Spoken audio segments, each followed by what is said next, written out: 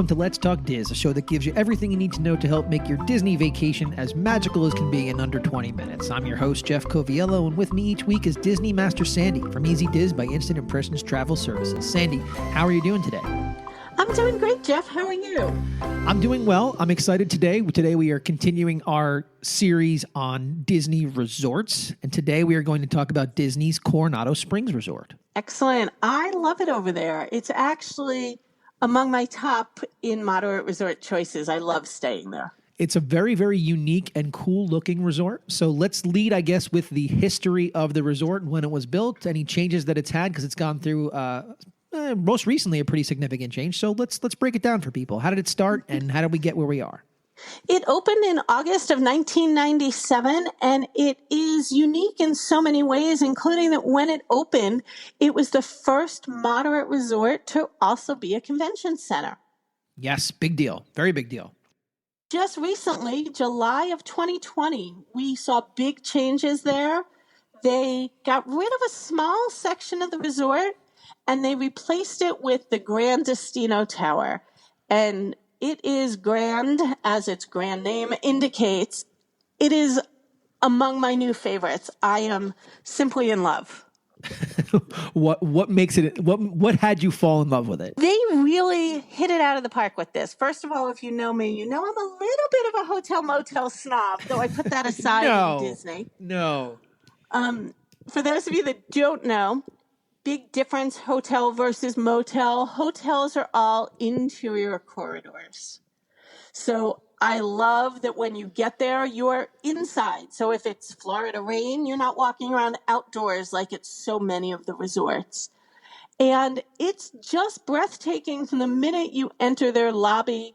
They've got a massive lobby, a 2-story entryway that all glass wall looking out onto the lake and the rest of the property. They put in more dining in a resort that already had the most dining. They now have even more. And they've just added so many touches to make it modern and unique. And last but not least, the tower has some great views. We were in a standard view room, and if you know anything about my little pitch on standard, don't listen Disney usually translates to parking lot. And it does translate to parking lot here, but all you have to do is not look down. Look straight and look up. You can have a great view depending exactly where you are in the tower. You can see Animal Kingdom, you can see Epcot, you can see Hollywood Studios from a standard view room. We watched the Star Wars fireworks from our room and had an incredible, incredible view. Where else can you say that?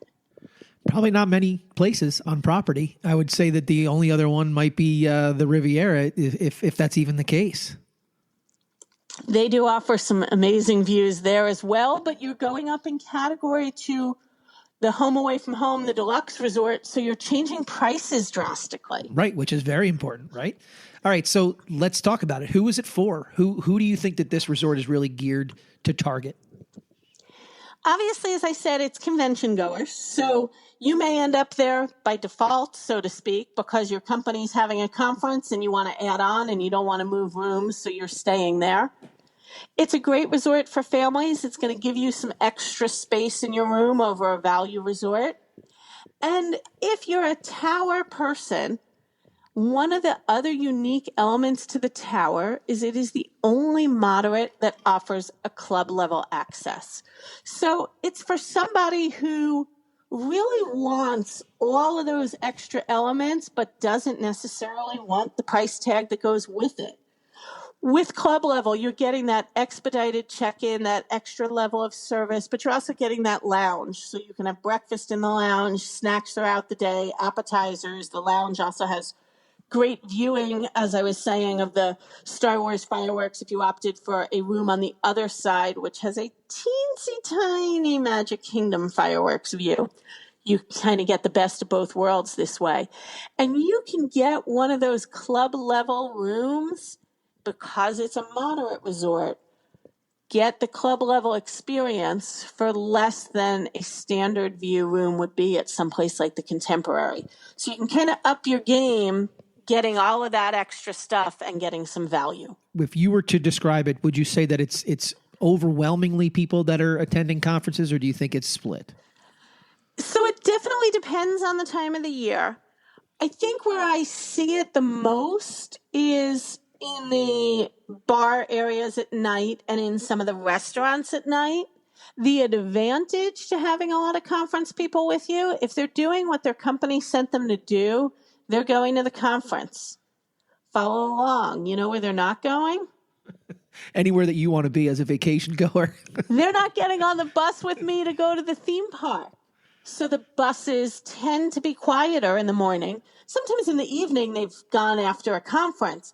But their buses tend to be a bit lighter in the morning because all these people are heading into conference rooms instead of theme parks. So you had mentioned buses as transportation. Is that the main mode of transportation for this resort? I would have to say it's probably the only drawback to this resort. It's buses, and it's buses. You don't have boats, you don't have monorails, you don't have sky gondolas. So you've got buses or obviously the minivan option. So when you say buses, those folks that have stayed at some resorts, like let's say Caribbean Beach, for example, there are several stops on on a bus train. Is that what we're talking about here, or is it just that's the only way you can get around? It's both. So it is the only way you can get around, but it is a larger resort. So it does run an internal bus if you're not a big walker, and the bus will make multiple stops. Okay. So that's important to know as well. One of the things that you had described early on when we talked about this resort was the amount of restaurants that they had on property, that when they did that expansion most recently, they added more restaurants to it. So let's break it down for folks. If they're foodies and they're staying at this resort, what can they look forward to? So much food. Good.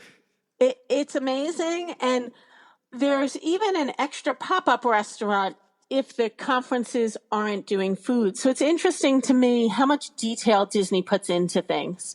Some conferences include your meals. Some conferences give you a break or don't include breakfast. And so part of the reason they have all of those options is if the conference people are coming out for lunch, they want to make sure the resort guests can easily get lunch as well.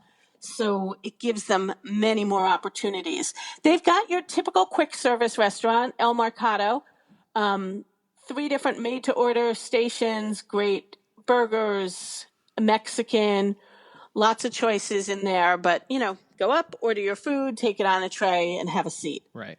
They also have a grab-and-go spot, ready-to-go salads, sandwiches, ice cream, yogurt, cake, cookies. That's a separate location. Cafe Rick's has become one of my favorites. Amazing, amazing burgers. Funny that that's what you're looking for on property. But I've actually driven over to Cafe Rick's just to have a great burger. It's a sports bar in part, but pretty quiet, so easily go with the family.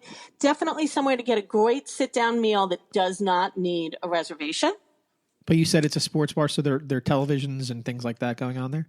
There are televisions. They are more in the bar area versus the restaurant area, so you can have that quieter dinner. But if you want that sports element, you can definitely grab a seat near a TV screen. Okay, cool. What else? Maya Grill, sit-down Mexican restaurant. Reservations highly recommended. When they did the renovation, they put out in the middle of the lake a new restaurant, 3 Bridges. Its name is because there are 3 different bridges to get there. So as we were saying, the resort is large. It's got this lake in the middle. The 3 bridges really connect it and make it easy to get there from anywhere. Great cocktails and tapas menu there. Nice. Dahlia Lounge, top floor of the Gran Destino Tower. It's a lounge, obviously, so great drink menu, light bites offered, and they have a phenomenal outdoor patio. So if you're not staying there and you want to head over, again, this is where you're going to get that great fireworks view for Hollywood Studios. And again, just that ability to stand on a patio and take in 3 different parks' iconic features is amazing to me. Now, that's not a type of thing you need a reservation for? It is not. Okay, interesting. Okay. Keep going, because there's more. Like you said, There's they more. just keep going. Right across from Dahlia Lounge, it's actually a little bit of a waiting area for Toledo Tapas Steak and Seafood, their newest restaurant. Sit-down dining reservations definitely needed. And in Open Kitchen, again, they have tapas menu, but then full menu, great use of a dining plan credit. They also very uniquely have 3 private glassed-in rooms. So maybe you're doing a birthday celebration, maybe you're doing a rehearsal dinner after a wedding, maybe you're doing a graduation party. Great spot to be able to get some private dining, but still be able to use your dining plans. So talk to us about how to secure any of those room locations. And again, not guaranteed. You can ask when you arrive, but you can get a table on the side of the restaurant that would give you that view of the Hollywood Studios fireworks. You can also get a view of the Magic Kingdom fireworks. I would say it is not a restaurant I would go to for a Magic Kingdom fireworks view. Very, very limited fireworks viewing for Magic Kingdom. Okay. Any other restaurants? One more. Okay. More of a lounge, the Barcelona Lounge, and that is downstairs in the Gran Destino Tower.